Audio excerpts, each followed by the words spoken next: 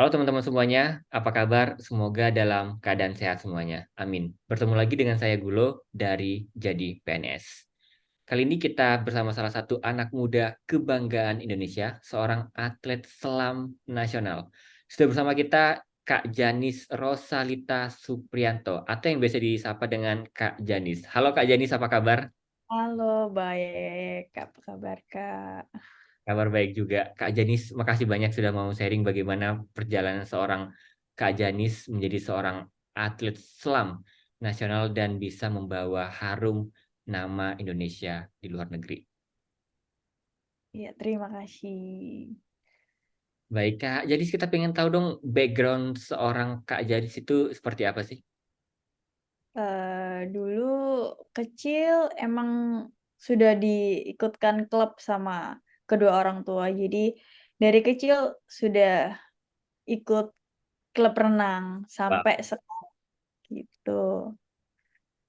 Oke, dan jadi itulah mulainya Kak Janis itu menyukai dan menekuni olahraga renang. Iya, dulu cuman diikutin klub karena supaya bisa berenang aja, jadi kayak ekstrakurikuler gitu. Terus seiring berjalannya waktu, ikut pertandingan-pertandingan, ternyata ada potensi, jadi dipoles terus sampai sekarang ini, gitu sih. Oke, dan renang itu ada banyak jenisnya ya, Kak Janis. Dan Kak Janis ini spesifik banget nih dalam selam atau fin swimming. Bisa dijelasin ke kita-kita nih, Kak Janis, seperti apa sih olahraga selam atau fin swimming itu? Fin swimming atau selam itu mirip-mirip dengan renang, sama-sama diambil kecepatan juga dengan jarak yang di nomor pertandingan yang hampir sama, kayak jaraknya 50 meter, 100 meter, 200 meter, sampai ke 800 meter. Juga ada estafet. Cuman yang membedakan fin swimming atau selam ini sama renang, di fin swimming itu kita pakai fins atau kaki kata yang biasanya dipakai buat berenang selam di laut yang panjang juga yang kalau kalau kategorinya di fin swimming ada 2 bifin sama monofin. Kalau yang bifin itu yang kaki katanya 2 kiri kanan berpisah. Tapi kalau yang saya pertandingan kemarin itu yang monofin yang bentuknya seperti ikan duyung. Ikan duyung, sirip ikan duyung gitu. Mhm. Dan sampai sekarang pernah mengalami cedera atau sejenisnya, Kak Kalau Janis? cedera pasti pernah ngalamin. Kemarin sebelum berangkat ke SEA Games Kamboja itu juga ada cedera yang bikin nggak bisa latihan 2 sampai 3 hari karena harus direhab kakinya. Cuman puji Tuhan selesai dan nggak sakit kemarin pas pertandingan. Syukurlah. Tadi Kak Janis barusan sebut SEA Games. Nah, tahun ini ya, di SEA Games Mhm. 2023 di Kamboja itu Kak Janis membawa 3 emas dan 3 perak. Dan Kemenpara pun menyebut Kak Janis ini adalah Golden Mermaid karena sudah mengharumkan nama Indonesia. Ini kita belum lama ngobrol, saya harus tepuk tangan dulu nih buat Kak Janis, itu luar biasa. Makasih Kak atas apresiasinya. Sama-sama Kak Janis. Gimana rasanya Kak Janis? Saya senang sih maksudnya pemerintah menotis kayak, "Oh ya ini ada yang mendapat medali nih di cabur fin swimming ini." Cabur fin swimming ini kan bukan baru juga, tapi baru dipertandingkan lagi setelah 10 tahun berhenti nggak dipertandingkan. Jadi terakhir itu di SEA Games 2011, habis itu ada lagi di Vietnam yang seharusnya 2021, tapi kan baru berlangsung 2022. Jadi saya senang sih pemerintah mengapresiasi saya dengan baik, gitu. Kemenpora lebih khususnya. Luar biasa. Dan sebelumnya, ini Kak Janis juga sudah banyak menorehkan prestasi ya, emas nih di PON Jawa Barat 2016, kemudian PON Papua 2021, dan juga di SEA Games 2021. Begitu ya Kak Janis? Ya, betul. Luar biasa. Salah satu tujuan kompetisi nih, contohnya di SEA Games adalah menang. Setuju Kak Janis? Kalau menang sih saya serahkan ke Tuhan Yang Maha Esa. Nah, dalam hatinya Kak Janis, terberitkah saya harus bawa pulang medali ini? Iya, terbesit. Karena saya dari dulu itu berpikir gini, saya bermimpi, saya mau bawa nama baik Indonesia, saya mau mengumandangkan lagu Indonesia Raya supaya stigma orang-orang terhadap orang Indonesia itu tidak buruk. Kan banyak yang bilang, oh Indonesia bisa apa di kancah internasional? Bisanya kan pasti jago kandang, jago kandang. Saya mau mematahkan itu. Jadi saya berusaha supaya ini loh, pembuktian kalau orang Indonesia tuh punya sumber daya manusia yang hebat-hebat. Tapi kenapa orang-orang di sekitar kami itu nggak mensupport? Padahal kita itu orangnya tuh bisa loh. Kita capable, punya kapasitas itu. Jadi saya berusaha supaya stigma itu hilang. Indonesia itu bisa kok bersaing di kancah internasional seperti itu. Ini menarik, Kak Janis bilang tadi ada stigma. Itu stigmanya bukan orang Indonesia ya. Orang luar menganggap Indonesia itu nggak bisa, paling jaga kandang. Itu Kak Janis dapat dari mana tuh stigma seperti itu? Sering saya apa ya? Saya di lingkungan sekitar mungkin ya. Saya sering mendengar kayak, oh Indonesia kan memang jago kandang seperti itu. Atau orang-orang jadi kayak menganggap remeh kami orang-orang Indonesia sendiri gitu. Jadi yang menganggap remeh itu orang Indonesianya juga. Jadi saya mau membuktikan kalau enggak, Indonesia tuh hebat kok. Aku seperti itu, pengen membuktikan ke orang-orang. Gitu sih. Wah, ini luar biasa banget nih, Kak Janis. Kak Janis, dari banyaknya medali yang udah disumbangkan Indonesia, yang mana tuh yang membuat seorang Kak Janis, wah, ini nih the best nih. Ini yang buat aku bangga banget. SEA Games Kamboja kemarin, karena di setiap nomor individu yang Janis ikutin, Janis semua dapat emas. Puji Tuhan seperti itu. Wow, wow. Ini pasti banyak banget nih yang kepo dengan Kak Janis nih sampai titik saat ini. Gimana sih berlatihnya seorang Janis? Berlatih sebisa mungkin. Jadi nggak, aduh aku sakit sedikit terus aku menyerah. Nggak, tapi terus berusaha sampai bener-bener, oh ini udah batas limitku, udah maksimalku segini. Jadi kayak nggak memberi batasan kepada diri sendiri. Nggak bisa coba lagi besok, nggak bisa coba lagi besok, sampai akhirnya bisa. Karena ya itu, nggak ada yang nggak mungkin, semua bisa kalau diusahakan. Seperti itu sih. Jadi latihan terus, latihan terus. Sakit itu wajar, sakit itu proses dari sebuah keberhasilan. Jadi sakit, istirahat, besok mulai lagi, seperti itu. Latihannya berapa kali sehari atau seminggu? Latihannya sehari 2 kali. Ya sehari 2 kali menjelang pertandingan, sebelum pertandingan yang jauh-jauh hari persiapan yang umum sehari 3 kali. Oke, Gitu. Kak Janis kita latihan ya. Itu kita juga latihan, terus mungkin kita lagi punya banyak masalah dalam kehidupan, capek. Terus kayaknya bangkit lagi nih seorang Kak Janis. What drives you? Apa sih yang benar-benar Kak Janis ingat atau yang memotivasi Kak Janis?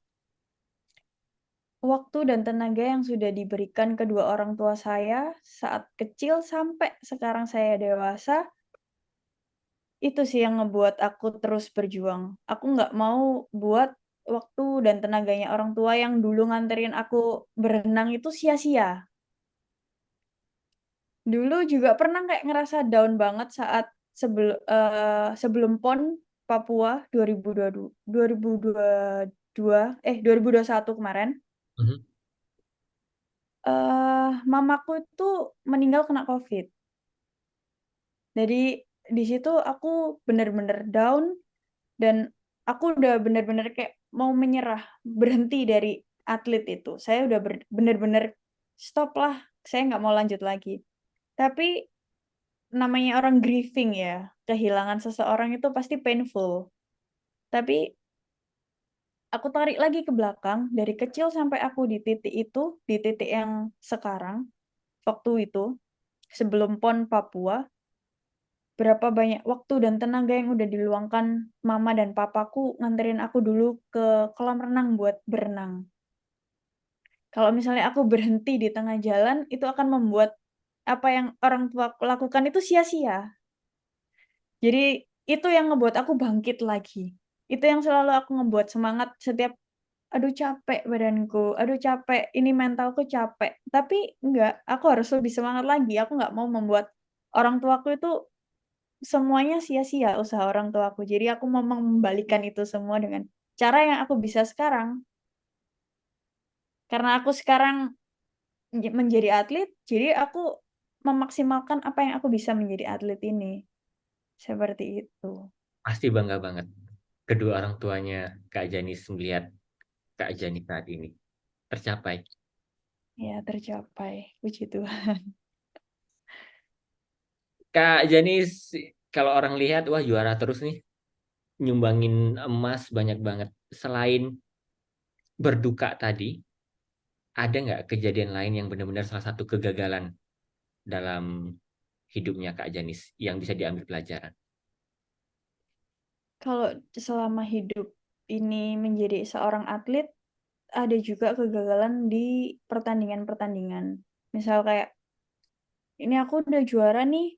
Habis itu kayak, oh ya udah, turun dari podium itu aku merasa masih juara. Oh ya udah, aku nggak perlu latihan dong, aku masih juara. Tapi enggak, ternyata pelajarannya di pertandingan berikutnya aku kalah. Dan Oke. dari situ aku belajar. Setelah turun dari podium itu aku bukanlah lagi juara. Jadi memang boleh bereuforia tentang juara. Tapi pertandingan ke depan itu masih ada lagi. Jadi nggak boleh lengah. Tetap harus berlatih, mempertahankan. Untuk mencapai sesuatu itu kan gampang ya Kak ya. Tapi untuk mempertahankannya, ya itu. Jadi kayak konsistensi untuk terus berlatih. Konsistensi untuk terus mau capek. Untuk terus mau mengulangi hal-hal yang sama. Itu kan latihan itu setiap hari kegiatannya sama. Itu-itu aja, itu-itu aja. Pasti ada bosennya. Jadi gimana kita berteman dengan rasa bosan itu dan merubah itu menjadi sesuatu yang lebih baik daripada sebelumnya. Gitu sih, Kak. Mhm, mhm. Setiap hari latihan dan akan mengikuti kompetisi. Emang Kak Janis mau sampai kapan nih mau jadi atlet? Masih belum tahu sih itu. Baik, menarik. Tapi Dan nggak selamanya untuk menjadi atlet. Pasti ada di waktu, ya udahlah selesai. Pasti kan berkeluarga juga mau punya anak atau apa, ya, pasti ada. Cuman untuk saat ini masih belum sih. oke, masih on fire ya Kak Janis ya? Masih, apa ya, peak momennya itu ber Bener. masih lagi ongoing gitu loh, belum selesai. Menarik. Kak Janis, ini nggak sedikit ya. Ada berita yang isinya banyak atlet nasional nih. Yang dulunya berprestasi, sekarang hidupnya susah. Gimana tanggapan seorang Kak Janis tentang isi berita itu? Hmm, tentang itu saya kembalikan lagi ke setiap individunya sih, Kak. Apakah individu atlet itu tadi, berpengetahuan tentang finansialnya itu bagus atau tidak, dia sadar atau tidak, financial literate-nya itu baik atau tidak. Sekarang kalau misalnya dia baik, dia akan memanajemen gimana, apa yang dia punya saat ini tuh bisa sustain sampai beberapa tahun ke depan. Apa yang dia punyai sekarang itu bisa bermanfaat bagi dia di saat dia ada pemasukan dan tidak, sampai beberapa tahun ke depan. Jadi tetap kembali ke setiap individunya sih, Kak. Seperti itu. Mhm, mhm. Makasih Kak Janis. Kak Janis, pertanyaan selanjutnya ini, future goal-nya seorang Kak Janis apa sih dalam bidang atlet selam? Itu yang pertama. Yang kedua, kalau udah nggak jadi atlet, mau jadi apa nih kepikirannya seorang Kak Janis? Seorang Kak Janis, kalau nggak jadi atlet, jadi ibu rumah tangga yang baik sepertinya. Oke. Kalau dalam atlet selam, apa tuh pencapaian tertinggi yang pengen Kak Janis capai? Untuk jadi atlet selam, pastinya jadi juara dunia ya. Amin. Untuk Capai. Karena untuk mencapai target-target yang di bawah itu kita harus aim higher, seperti itu kan. Jadi kita berusaha lebih keras lagi. Kalau kita cepat puas udahlah hasilku segini udah bagus, ya berhenti di situ. Tapi kalau kita aim higher, ya kita berusaha lebih keras lagi supaya how to get there, what process yang kita going through itu harus seperti apa, kayak gitu. Amin. Jadi Semoga tercapai Kak Janis. Indonesia amin. pasti makin bangga lagi tuh punya seorang atlet yang bisa Amin. juara dunia. Kak Janis, tahun ini 2023 kita recording. Udah berapa lama Kak Janis menjadi seorang atlet selam? nasional? Sudah berapa lama atlet selam? Dari tahun 2006. Berarti berapa lama itu ya? 6, 14 tahun. 17 tahun. Apa 2006. kesannya menjadi seorang atlet selam nasional, Kak Janis? Ah, bangga sama Indonesia. Bangga sama Indonesia. Bangga menjadi anak Indonesia. Karena Bang, apa ya, banyak sekali budaya, banyak sekali yang bisa dibanggakan dari Indonesia. Cuman beberapa dari kami belum sadar akan hal itu. Alamnya yang indah sekali, sangat banyak sekali yang bisa dibanggakan dari Indonesia. Budaya dan alamnya sangat indah-indah sekali. makasih Kak Janis. Dan last but not least nih, apa pesan Kak Janis untuk anak muda Indonesia yang mau jadi atlet? Hmm, terus berjuang, jangan pantang menyerah. Semua yang dipikirkan, yang dimimpikan jika diusahakan pasti akan tercapai. Baik, makasih. Dan yang terakhir nih ada nih pertanyaan. Role modelnya Kak Janis siapa sih? Kenapa? Role model. Wah, bingung saya. Role model saya cuman membanggakan ibu saya sendiri, mama. Oke, Menjadi orang baik sih. baik. Kalau dalam bidang olahraga, siapa Kak Janis? Kalau dalam bidang olahraga ada di selam nih khususnya di fin swimming. Mhm.